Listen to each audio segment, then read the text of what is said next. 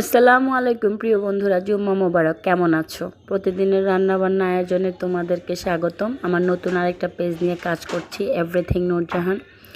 তো একা একা অনেক কিছুই আমি পেরে উঠছি না, তোমাদের সহযোগিতা ভালোবাসা চাই। আজকে চিকেন ভেজিটেবল পিজা বানালাম। কেমন হয়েছে বন্ধুরা কমেন্ট করো। তো অনেক ভিডিও জমা পড়ে আছে, আগেরটা পরেরটা আগে, এভাবে করে কোনো রকমে আমি ছাড়তেছি। তো যাই হোক, তোমাদের সাথে প্রতিদিন সব কিছুই শেয়ার করি, এটাও শেয়ার করলাম।